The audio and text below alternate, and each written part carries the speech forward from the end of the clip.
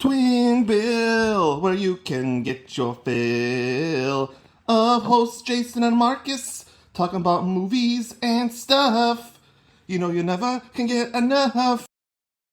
A twin is two people who are related. Twin Bill. This season is Razzie Mania. Hello, welcome to Twin Bill, the podcast where Jason explains that the podcast is about twins and movies. And trucker horns, or not trucker horns, DJ horns. Very similar. It's appropriate I said trucker horns because of the movie we're watching today. But before we get to that, how are you doing, co-host and twin brother Marcus Luna? Doing fine. Okay. 10-4, good buddy. I ride Uh, this convoy. well, I know you did, but do you watch anything this week? We watched Super Mario Galaxy together. And then Yeah, watched Hoppers by myself the day before. Excellent movie. Highly recommend. And for anyone who watched it, including you, stick through the credits because there's end credits shenanigans. yeah. Uh, so yeah, I guess I'll briefly talk about the Super Mario Bros. Movie instead. Talk about the other movie I watched, which was Linda Lovelace Secret Agent, which is slightly better than it sounds in terms of viability as an actual film, i.e., it's That not the porn the star. porn Yeah, actress? it's Man, not. It's not straight porn. It's just a highly sexualized comedy with lots of suggestive nudity. Classy. fantastic. Yeah, I actually watched Deep Throat in college class. Yeah. Oh yeah, my review of Own Super. it. So my review of Super Mario Bros. Movie is kind of useless, as you might expect. It's designed largely for kids who like to watch other flashy illumination movies like the Minions and stuff. Uh, but I was probably surprised that the movie managed to have some tolerable, not adult humor, but like humor that adults can stand. And it hinted heavily at the thing that's lingering suspicion for like freaking 2 years now of what the next Mario game is going to be, whether it's going to be Galaxy 3, which I think it's going to be, or Super Mario Odyssey 2, which would be freaking amazing. Hopefully it's both. But come on, Nintendo, just say what the game is. You don't have to make the game. Just say what it is. That's my soapbox. Okay. I agree. I'm not sure how much it is beyond fan service, but it's a fun ride. Better than the first one by a mile, country mile, in my opinion. It's pretty similar. I honestly think I was too harsh on the first one we reviewed it on the pod. But I just thought the first one had less of a plot than the second one. But anyway, I'm not here to dissect that movie. Although I could, but yeah, uh, easily the best Safdie brothers movie. Like, end of discussion. Oh, Jesus, that's not even true. It's got one Safdie brother in it. Yeah, I know this is a dumb joke, but yeah, I don't know why they cast that guy for a kids movie. But anyway, Because he's a star. yeah, I don't. Kids would not be interested in him being in it. I guess I might even for any adults be like, oh no, now we gotta watch Mario because one Safdie brothers in it. All right, it's appropriate. Before that, I said featuring trucker horn instead of DJ horn because we're watching a movie about a trucker, and it's not Smokey and the Bandit, but it might as well have been called, I don't know, Smokey and the Bandit of the Concept to Lower Returns. Very catchy title. The movie is actually called Coast to Coast. It's our back-to-back run of very, very forgotten early 80s borderline straight to video quality comedies that are not funny. Let's get in. yeah, So I don't know if you have this reaction because the movie's directed by a man named Joseph Sargent. And I got kind of excited when I saw that name because I was like, he's done some good movies, and he did kind of, which we'll get to in a second. But I had him confused with the screenwriter Alvin Sargent, who wrote I don't know who that is. I've heard the name sounds familiar. So no, I did not confuse the two. so not Joseph Sargent, director, not screenwriter, but Alvin Sargent was a screenwriter. He wrote the Academy Award winning films Ordinary People and Paper Moon, and he wrote the Sam Raimi Spider-Man trilogy. Wow, he stayed good for him. Yeah, Didn't very prolific, very skilled, articulate writer. Too bad you didn't write this movie. All right, so Joseph Sargent directed a whopping 92 feature films, many of which are just outright not recognizable or have Wikipedia pages. But he did direct the reasonably well received Walter Matthau original Taking of Pelham 123. yeah. And his second most famous credit is he directed Jaws the Revenge, which we will talk about on this podcast whenever the hell we get to 1987. Because it stinks. Yeah, I mean, eventually turn to Jay Sherman is gonna happen. It stinks. Well, yeah. Just one of those movies that's like undeniably bad. It's not one of those movies that like, oh, it got a bad reputation and it's secretly good or something. Nope. But anyway, this movie's written by a guy named Stanley Weiser. There's a theme for the rest of the credits of this movie where Coast to Coast sucked, but the people who made it just became cartoonishly good at making movies afterwards. Like, would you believe Stanley Weiser wrote freaking Wall Street?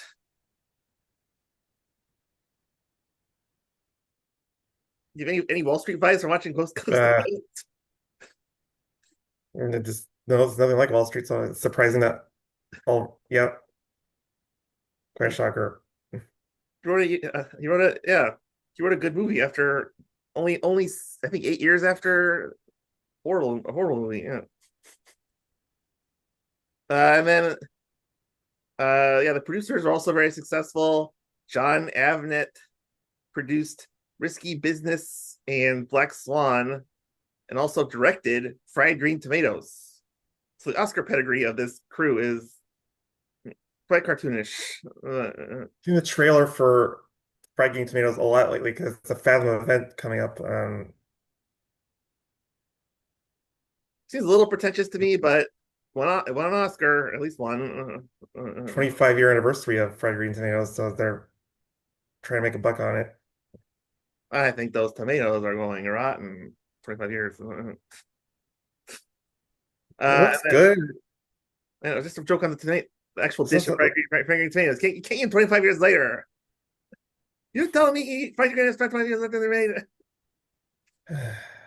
Okay, moving on. Uh, Also produced by Steve Tisch. Uh, he produced freaking Forrest Gump, and he's currently producing DTF St. Louis for HBO. Everyone's making bank. That's not really after Coast to Coast. down to Frisbee. Fr- Yes, I'm not naive. Just kidding. I'm not that naive. I don't know what that DDF is. Yeah, I do. if Frisbee's involved, talk to your doctor. Okay. Consult your doctor. Uh, and then I was gonna try to make a trivia question on this. I'm supposed to say it. So the music says a score by Charles Bernstein. Did you know that Charles Bernstein, Elmer Bernstein, and Leonard Bernstein, despite all being relatively well-known film composers, have no familial relation whatsoever? Well, I barely know who Charles Bernstein is, but I thought the Leonard and Elmer might be cousins. Nope, nothing.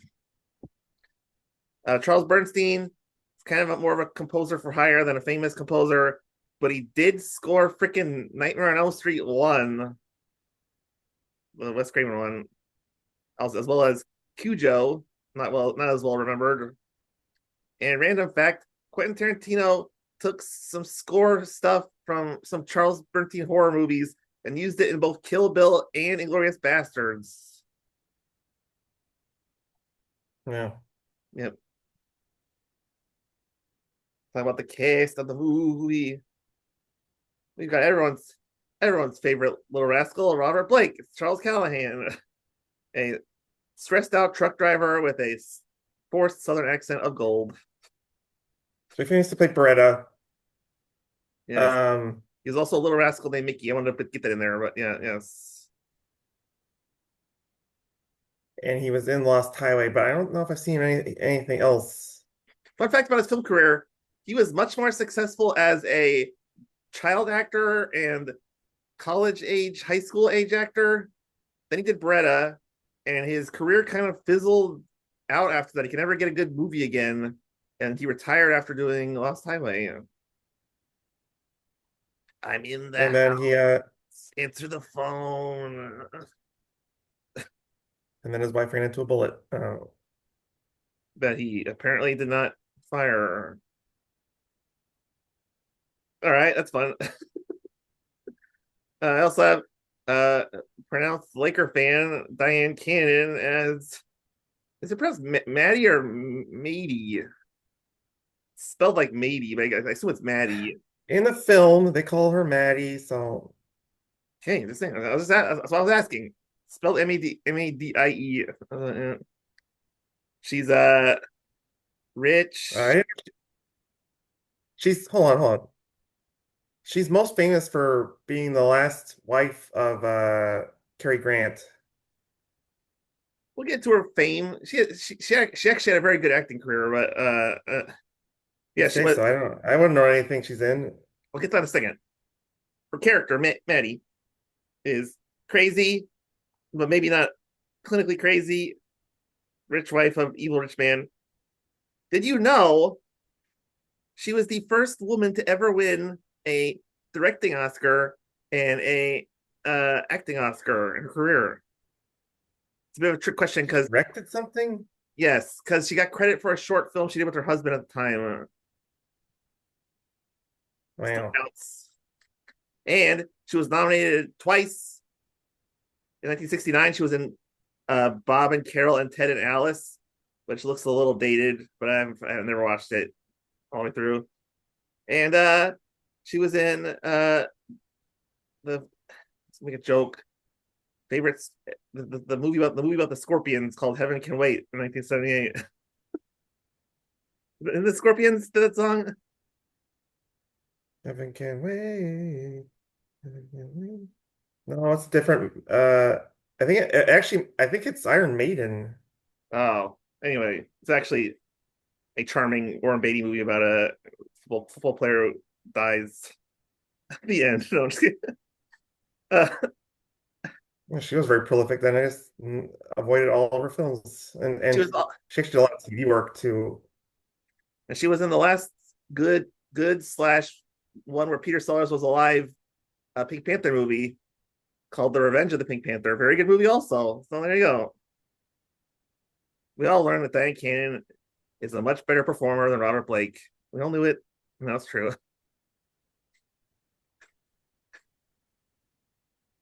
Yeah, let's break down the movie further. Uh, oh yeah. So let's talk about the concept slash ad campaign. I want to briefly talk about the title. Uh, not exactly very similar movies, but it reminded me of The Island, and that Coast to Coast is a terrible name for a movie because it gets lost on every Google disambiguation page because it's a term for radios that air on both coasts. There's a 2000 straight to streaming movie called Coast to Coast. Just way super generic title. It doesn't really match the tone of the movie. Yeah, yeah. And you could. I'm not. Do they even start on state that? I guess it is New York. That They don't is really advertise it that well. Actually, they start there. yeah. It seems like the movie sort of has a lot of cuts to the. I'm just guessing cuts to the screenplay slash movie on screen, cut scenes out and stuff to make it go faster because it was kind of stiff to watch. We'll get to the ending. The ending is very abbreviated to a cartoonish degree. Anyway, back to the ad campaign. So I love the poster. the one behind me is not. It's just a very small part of it, but it's hand drawn. It's got a very silly premise that was not in the movie of the two trucks driving, and Robert Blake's got a foot on each truck, and there's a shotgun going straight to his groin. There is a shotgun to the groin. Yeah, it was funnier in the poster, but yeah. So, but the poster did convey generically the sense of like madcap adventure that the movie goes for. So it's one of the better posters, honestly, in this podcast. Yeah. Great artwork, like I said, but yeah. And then oh right, the tagline, which Google said this movie does not have a tagline, but IMDb did offer one. Either way, he'll get it in the end, which to a modern audience sounds uncomfortably close to Linda Lovelace Secret Agent. He'll butt stuff. Yeah, I guess sexual, but it is a pronoun and it's not, I guess The the implication is poster he's gonna F Dyan Cannon or he's gonna get killed. killed. So it's kind of, I wouldn't say it's clever, but yeah, it does the thing. It does the thing. Did you watch the trailer I sent you? The bizarre Robert Blake in a suit one. Yes, not just a suit. It's a freaking seersucker suit out of My Cousin Vinny with like the puffy jacket and the bow on the neck, like a full bow. There's a genius to it because there's not a lot of substance in the film, and there's no like scene like because you kind of have to show in most trailers you kind of have to show a full-ish scene to get people in. There's nothing like that that's really that appealing in this film. So Yeah, actually, as a comedic short, this was the best part of the movie because at the end he takes a martini glass, he pours PBR into it. That's like the cleverest thing they did in anything in the movie. oh, Uh, watching my phone, I couldn't tell it was PBR. I was like, oh, he's pouring himself a drink. Okay, and it was shot well too. It had a lot better resolution than the admittedly YouTube VHS strip we watched, but yeah. yeah, yes, we didn't Good get commercial. another VHS rip. If you don't want to So watch it's the whole movie, which I don't blame you, look up the trailer. It's good. Coast to coast trailer. It's like we'll do. All right, time for a trivia break. So this movie's called Coast to Coast. So here's a coast to coast themed trivia quiz. I could have said that clearer, but whatever. First question. We're in New York. The most important cultural touchstone in New York is that it is fictionally the home of the sitcom Friends. What's the name of Ross's pet monkey that he has to give to a zoo when the monkey reaches maturity and starts humping everything?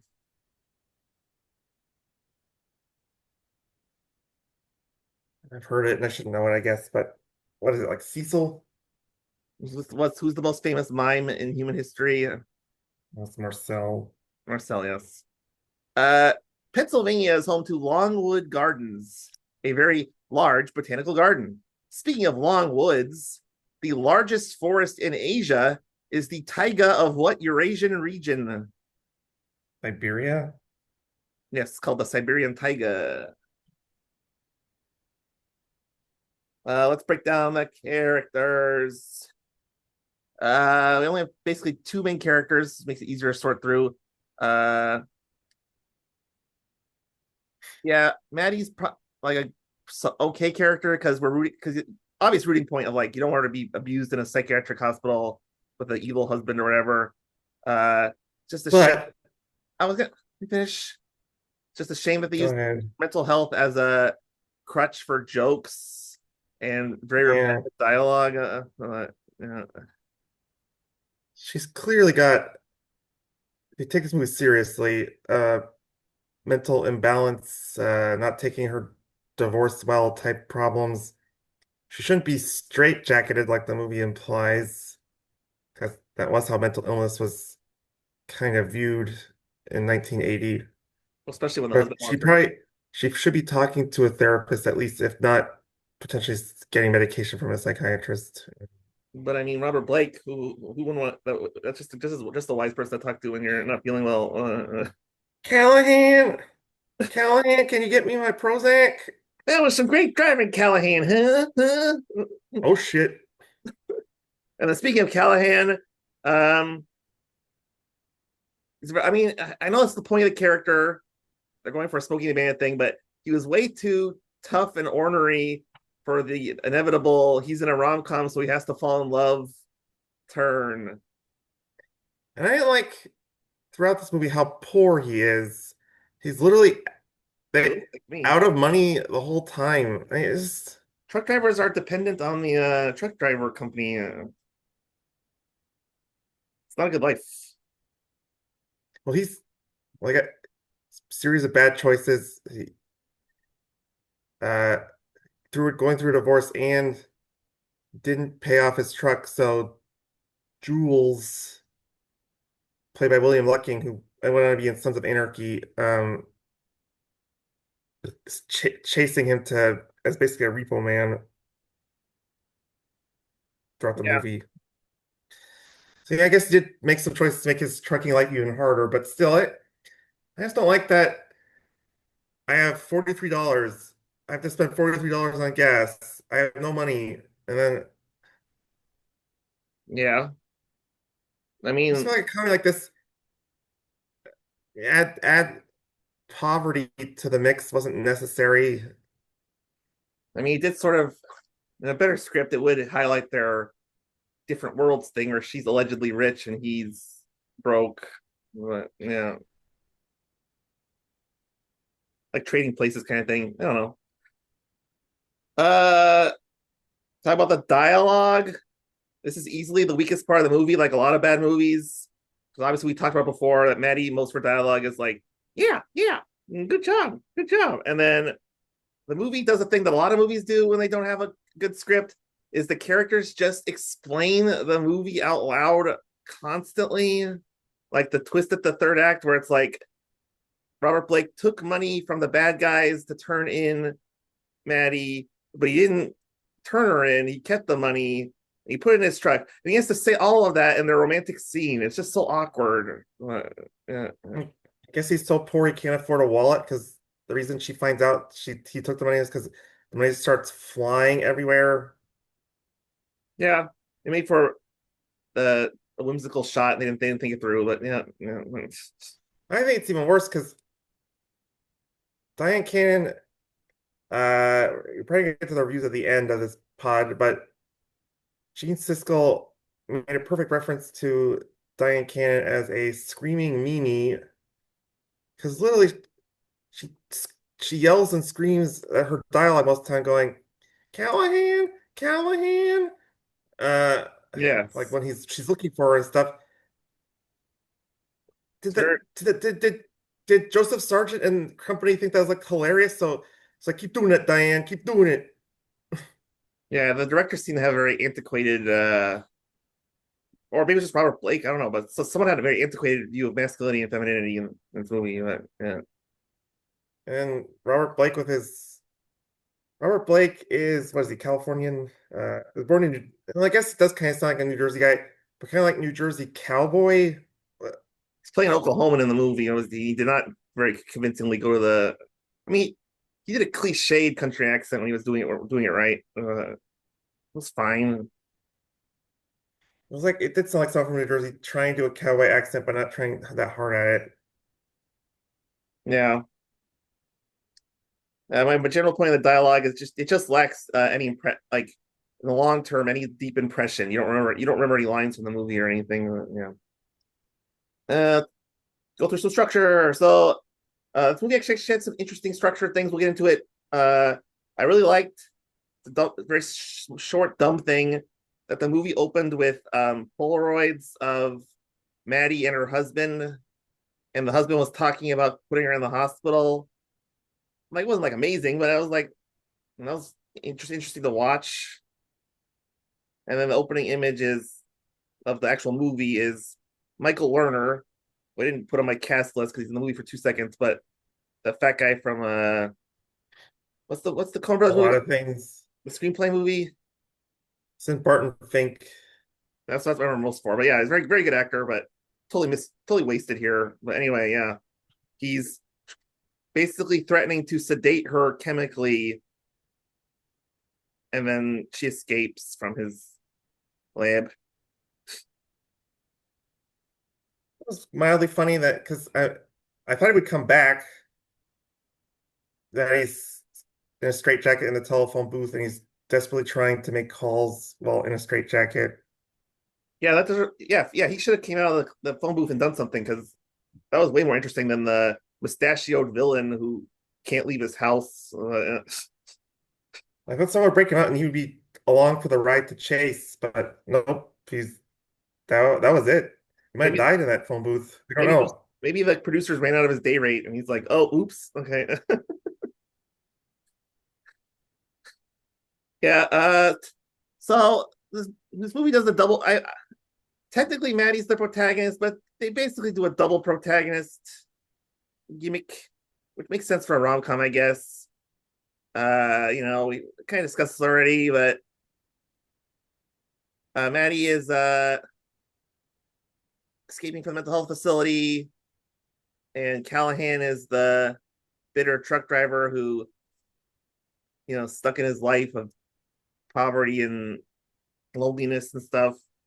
So there is a sort of like a match. Like they're both alone. They're both betrayed by their ex lovers or whatever.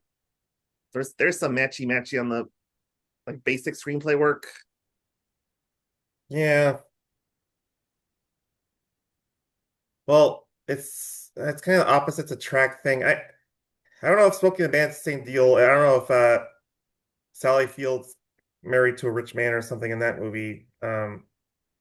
No, I think She's she's getting a divorce, but she is married to a very rich, by Ben, Doctor, but I don't know if he's a doctor actually.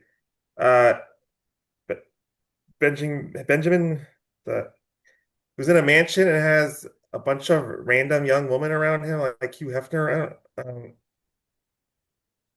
it's hard to keep track of him because the he's in the movie so little.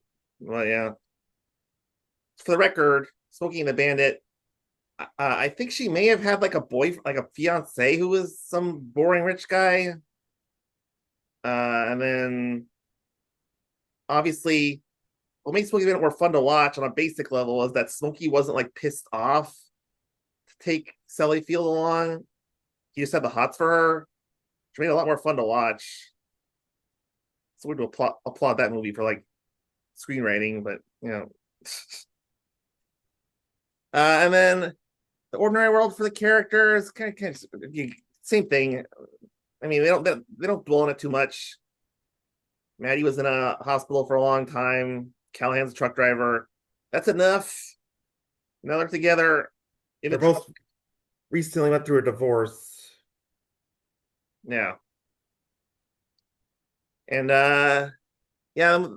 I mean, the movie made this. Well, actually, that's not true because the rich guy puts Dyan Cannon in a sane asylum because he's setting up for grounds for a divorce that's cheaper for him because he wants to divorce her, but if he just does it straight, then she'll get half of my things. Yeah, I mean, it's a logical thing, legally dubious, especially nowadays. But yeah, So they're actually still married. Robert Blake just went through a divorce. yeah. And then, I mean, yeah, the movie makes things very clear. I think positively things are clear, but also negatively because are so simple that there's no need for any scenes at all. But like the characters need to improve to get out. We know what the characters need to do to improve. Maddie needs to be with someone who cares for her and potentially get revenge on her husband or whatever. And Callahan's basically the same thing. He needs to stop being an asshole and have someone in his life. Like I said, it's commendable, but also like almost boring how basic it is. Well, he's just interested in making money off a load of stuff, but then he develops feelings on the way. Yeah. All right, time for another trivia break. Now we're in Ohio. Ohio is home to the Rock and Roll Hall of Fame. What are the three main rock types that form naturally?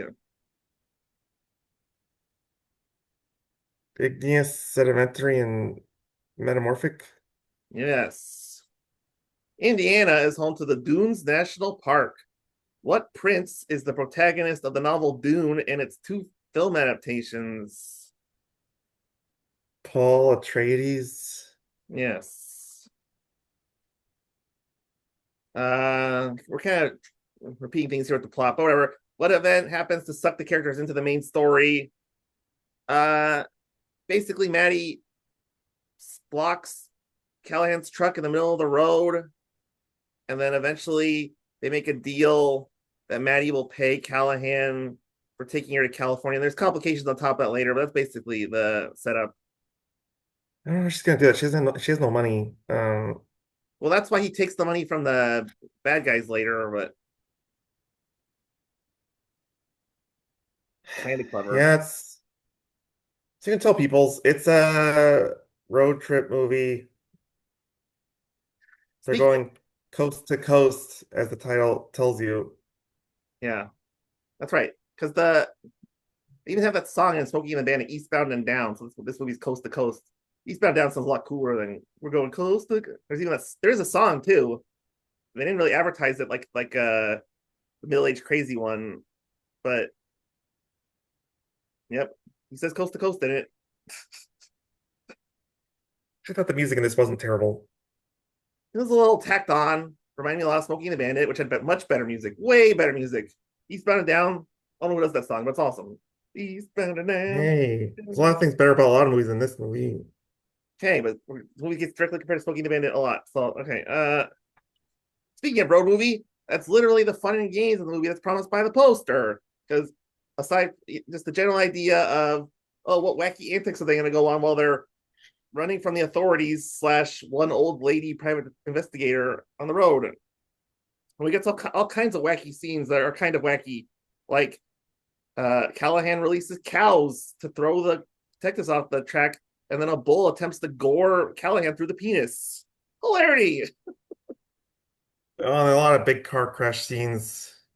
I mean, and the finale of the movie has the best one, which is the semi going straight through the front door of the Right, house. that was definitely the grand big action finale. There's a very prolonged cars colliding each other when the private detective slash hitman, I can't, uh, It's basically just almost get her, and then I think it's in Kansas City, flying with a bunch of cars in a traffic jam. yeah. It was basically Lady PI and one henchman for a while. I think they tried to add in more people later. But yeah, Was there more? there was more because there was the the guy who wanted the truck back. Right, but they're not in cahoots. No, but that they did This- that. They do that in movies like Smokey and the Bandit too, where it's like there's cops, but there's also evil truckers, and it's like it's just three people total, right? yeah. And then but then at the end there's like cops and the mustachioed husband and stuff. But yeah, remind me of Blues Brothers a little bit, which is definitely not accurate comparison, but of multi-party chasing. Yeah. And then I already talked about it. I get the movie credit again for having this in the script, but it's so heavy-handed. They're in love. They go in the snow. It's the only scene with snow in it. It's kind of weird, but it's romantic looking, I guess. And they kiss. And the Dark Night of the Soul, where Callahan loses Maddie, is stupid because Callahan takes money from the bad guys, turn Maddie in, and he does not take any action to turn Maddie in, and in fact helps her escape. But because the fact that he took money from the bad guys that in theory was designed to get her kidnapped, she gets upset and steals his truck. It was convoluted, like, oh, we have to break up now scenes. I think there was legitimate reason she got put in a state asylum. Obviously more brutal than it should have been, but yeah, she's not thinking straight and she's very emotional. Yeah. And I mean, it is, and it's not really a Dark Night of the Soul because in a traditional rom-com, he would give up and go back to Oklahoma or something, but he just sort of flags down a guy on the road and then jumps back in the truck. So they kind of resolve the Dark Night of the Soul in like 10 minutes. I think movies love to do that, especially comedies. It's role reversal because she hitchhiked at the beginning of the film to get on the truck, and he had to hitchhike to get on a motorcycle to chase down the truck. Well, like a little more of an emotional connection to that, but that's too much for this movie. So, yeah. But then you get the comedic deaf motorcycle driver. That was weird too, because they kind of make it seem like he was an important character or something, and then just is gone. Well, And he's he's the vessel to get or like back to his truck and Dyan Cannon. in a better movie, he could have been the Jerry Reed character, which is Smokey's best friend, and like had actual connection to the movie. But yeah, You can't just throw out names like Jerry Reed. I gotta watch understand Smokey and the that. Bandit and Smokey and the Bandit too. While you're at it, my only point was that they gave Smokey a sidekick so things could make a little more like character sense in the movie. Much better choice. But yeah. Yeah, so that was how the overcoming the Dark Knight of the Soul is very fast. And then we get to the climax of the movie, which is fairly straightforward because Maddie just drives the truck into the rich guy's house, and then oh yeah, okay, yeah, oh yeah. So sorry, I don't know what to say. So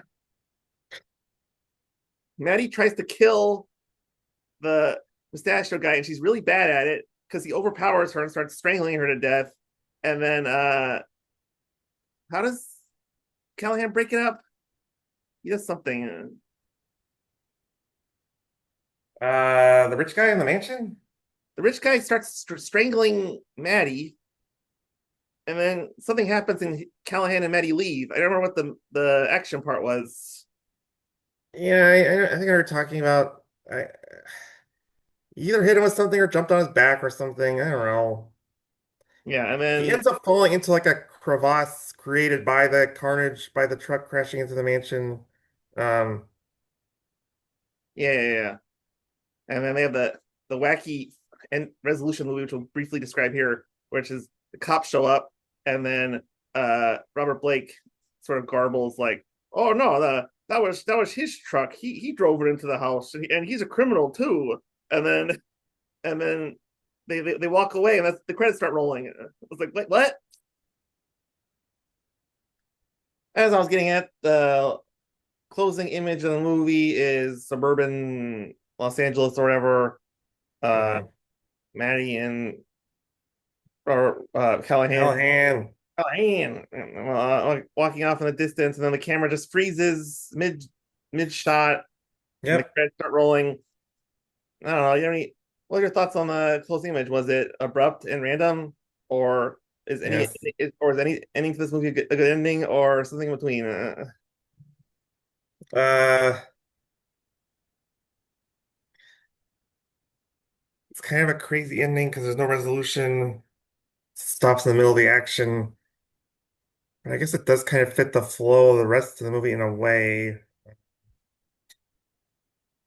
It's kind of I think, and they're going for this. It's kind of a on purpose, don't think too hard type of movie. I think it's goes into it because there's no resolution at all. Well, if you take the movie literally, the resolution is that they're together. They got away with everything because they told a cop, "No, it's that guy," and then left. but the cops would have a conversation with, and the rich guy went, and probably be like, "Oh, the title is in Callahan's name," and they would talk to Jules, the repo man, and that would be another person testifying to the fact that it's Callahan's truck, and he hasn't paid for it still. So it'd be on the land with no transportation, and they didn't get paid for any of their actions.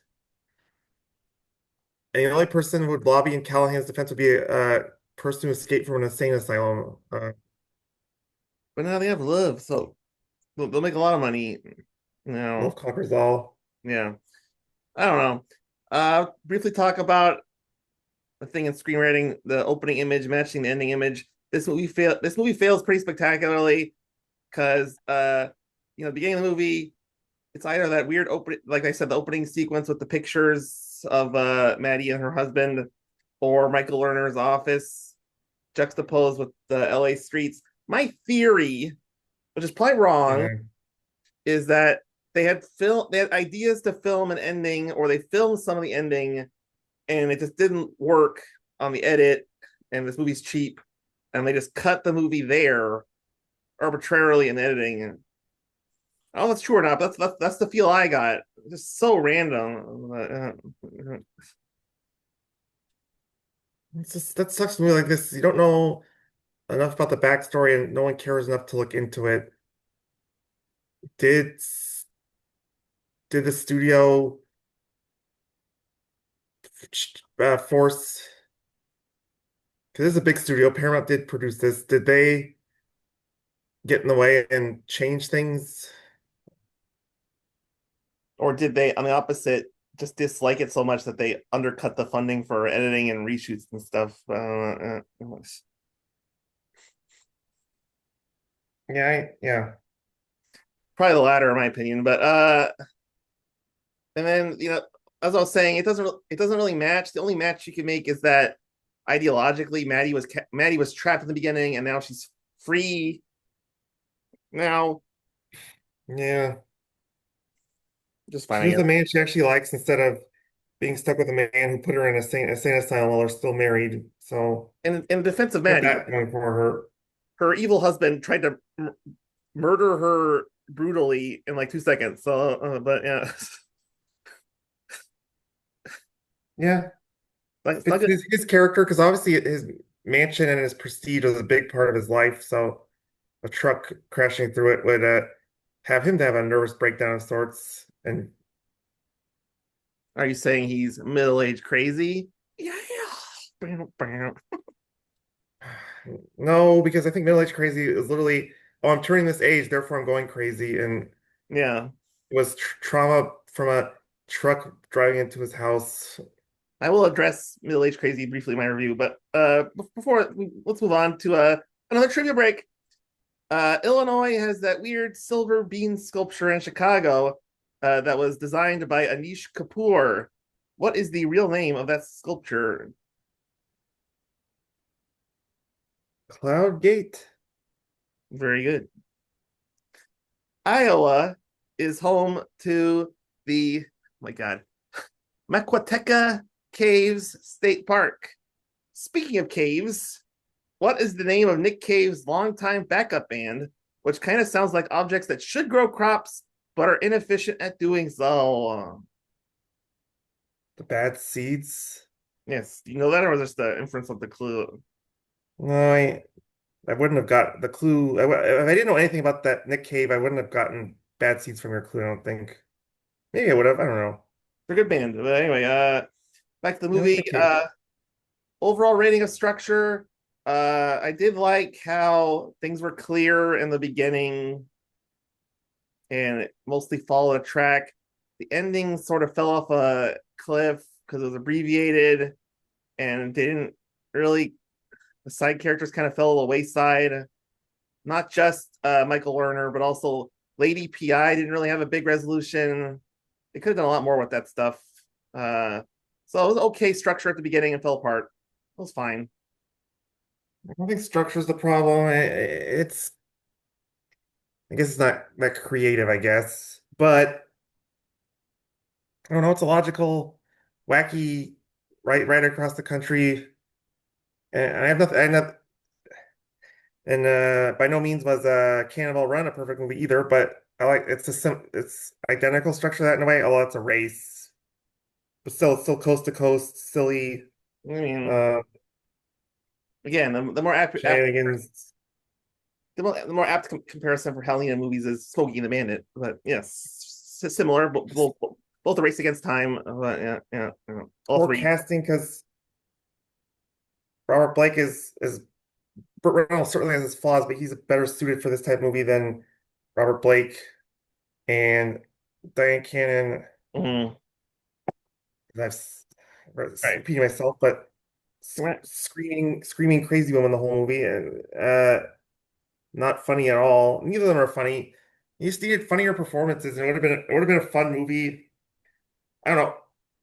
It's like dream casting, but like if I don't know, Billy Crystal and any woman or something were in this instead or something, the movie's kind of dumb, but it was funny, but I don't think Robert Blake has the ability to be funny. You need a better script and director for any actor, a little, even if they're better. But we're kind of reviewing the movie in the middle here. But okay, talk about the pacing. The pace is good to a degree because they go for that sort of wacky Smokey and the Bandit adventure thing. A lot of the things they do are slower than they think they are and get kind of boring. So it's like it's a good pace, but not a great pace. Pace is fine, and I actually think when they do have the dark, weepy moment with the Dyan Cannon gets sad because he took money to have her taken away. It gets resolved quickly, and takes a wacky turn when she just steals the truck. Um, so I Yeah, think the pacing actually that makes it tolerable. That it's kind of fast paced. there are scenes Um, there are scenes that you kind of forget were super slow, like the whole setup where they go to the truck stop diner and she eats breakfast and steals his money, and then he's getting the truck fixed. That was really long. But yeah, I disagree. It was wacky, fast paced stuff to me. we have different definitions of both those words. Back to She you gets three. she gets cornered by like 20 people in the restaurant because he's harassing her. Um, I thought it fit a kind of wacky pace dynamic still. Anyway, talk about the tone more about more scriptive than judging it, I guess. But visually, I know it's a VHS rip, but kind of like the last movie we watched, just mediocre color selection. A lot of sets and roads look similar. Costumes, meh. It's just all mediocre. And in terms of the tone of the plot, it was just a generic rom com that didn't land some of the fun of a rom com for me. I don't know, it was generic. Yeah, I agree about the coloring. The quality was so bad that the I kind of forced to block out the night scenes because it's hard to see what's happening. Um, Tone didn't bother me. Um, but like I've been saying, it committed to Smokey and the Bandit, Cannonball Run, Hell Needham style, but didn't have the people to execute. So the tone kind of what they're going for with the tone falls flat. But that type of tone can make a fun movie. And if a movie's gonna be bad, that's the kind of tone it should pursue. It just it's not executed enough. Not really a real chuckle throughout the whole movie. No, So the tone fails in that way because it's trying to be funny. yeah, he gets gored in the crotch by a bull. I mean that is comedy gold. Uh, talk about the originality. It's a rough movie on a broad level to talk about because Smokey the Bandit was not a very original movie in terms of execution. And then you have a movie that basically stole large plot elements and put worse actors in it. So it's kind of like no. And then it's a generic rom com that's not good. So it's very hard to call it original when it reminds you of better movies constantly. Yeah. I mean, the only original I can give it is Robert Blake as a trucker cowboy was I don't think anyone expected, even in 1980, let alone looking back at it in 2026. Um, but yeah, you're right. It's no, it's wacky races. Well, I guess I shouldn't compare to Wacky Race because it's a cartoon, but it's very cartoonish. Uh, It's yeah, kind it's just ripping off chase movies and uh, Cisco Lieber talked about African Queen in their review. Um, No, wow, no, it's way better. Yeah, but it's man and woman in a difficult transport going a distance. wow, Overall, it doesn't elevate. It doesn't elevate uh, I agree. to anything original, really. It's a very forgettable film. Talk about markability, which this podcast is. How much are you willing to tell anyone to watch this movie? And it's kind of like middle age crazy, where if I could cheat and make like a YouTube video of like 3 to 5 minutes of the funniest Robert Blake and Dyan Cannon dialogue. But as a whole movie, this movie is a freaking waste of time. It's just a boring, bad movie. It's like some weird TV movie or something. It's just ugh. There will be some appeal to have an inside joke with your friends and be like Callahan or Lady, what are you doing for my fucking truck? right, or a 60-year-old hit woman or whatever. I would rather watch a movie about Grandma Private Investigator. That was my favorite character. But no, it's not really anything I recommend to friends. And yeah, maybe if you totally think Robert Blake's innocent and you're a Robert Blake snob because you love Beretta so much. Just watch Little Rascals or the like 20 good movies he did before this, but or whatever. Anyway, time for another trivia break. We're in Nebraska now. Nebraska is home to the very tall mountainous object known as Scott's Bluff. Scott Adsit is best known for playing Pete on what long-running NBC sitcom? 30 Rock. Yes, probably my favorite sitcom ever. I was thinking about that, but very, very close. Colorado is home to a public park known as the Garden of the Gods. How many Greek gods are in the core pantheon, a group known as the Blank Olympians? It's a hard question, but whatever. I gotta make a hard one. Okay, just 7, 12. just like the Apostles. Illuminati confirmed. Signs of the Zodiac. Yeah. Talk about Razzie nominations. No secret. Golden Globes for this movie. Shocking. I know.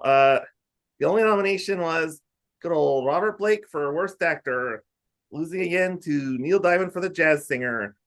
Uh, I kind of think Robert Blake sneakily should have won the award because at least I wasn't aggravated watching Neil Diamond act, but it's fair argument either way. I don't know who should have won. Diane, I'm surprised Dyan Cannon didn't get worst actress. Worst director for Joseph Sargent or worst picture, and all of them fine with Well, me. yeah, I don't understand the criteria Razzies have for those categories. Was Robert Blake worse than Neil Diamond? Probably I not no, overall. I would say no. So sure, Robert Blake should win against him, I guess. The novelty of a crooner acting in a movie as the breakaway star is kind of like noteworthy. So yeah, Overall, Neil Diamond looks better because the production value is so much higher in that movie than in this movie. yep. Who's kind of the director? Yeah, did a good job. And Lucy Arnaz did actually acted well in that movie, but Joseph Sargent's, I feel like the rest of his movies, except for his well-received ones, are kind of schlocky based on this. But yeah, only taking a pill on 1, 2, 3 I could find, but yeah. Yeah. All right, Marcus, give your mini review and score and placement in the Razzie Pantheon. uh, geez, uh, somewhat unintentionally comical because it does kind of have some so bad it's good qualities, but it's a little bit more boring than a true so bad it's good so good movie like The Room or something. Everyone's horribly miscast, especially the leads. Um, but I could tell it's a comedy more, even though I think I laughed more at Middle-Aged Crazy a little bit than this movie. I don't know.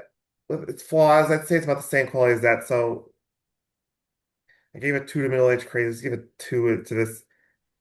Both very forgettable comedies back to back. Yeah, I kind of agree. I was a little more forgiving on it because there was a guilty pleasure novelty to Robert Blake and Dyan Cannon's performances, even though I didn't need it for that long. But and all in all, it's more of a run of the mill romantic comedy. You can like like sit back, watch it, not worry about it. I have to give it a little bit of a knock because it Smokey and the Bandit was like an okay to good movie, and this movie just stole its premise and some of its set pieces and stuff. So I just morally bankrupt screenwriting or producing or whatever. So like 4.5 out of 10. It's not Wow. horrible or anything in my opinion. It's just run of the mill 80s movie in a bad way, if that makes sense.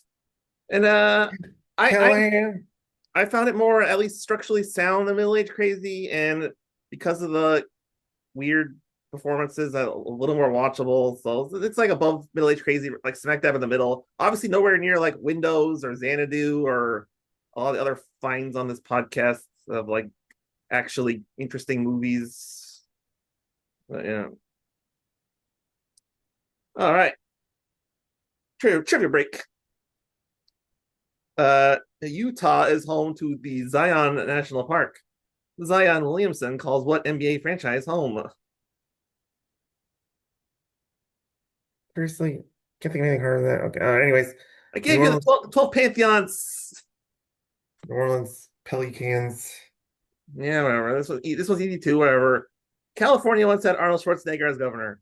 Arnold was heavily parodied on SNL by what bodybuilding characters played by Dana Carvey and Kevin Nealon? Hans and Franz will pump you up. Or whatever. With you up. Yeah. All right. Before we get out of here, time to guess the next movie. This is our third in a row romantic film. Wikipedia claims this one is more dramatic, but it's a musical drama about competitive piano playing that stars Richard Dreyfuss and Amy Irving with Oscar nominated music from Lalo Schifrin. What's your guess? A different key. More clever than this. So that okay, here's my second clue. According to Webster, this word, the activity or condition of striving against one another to gain or win something. Competition? The competition. Available on Tubi. What a terrible movie name. It's probably a terrible movie too. And we'll find out next week on Twin Bill, the show that I wrote the theme song for. Twin Bill. See you then. Bye bye All now. right, folks. Book me on your shows or let's be best friends and hang out maybe. I don't know.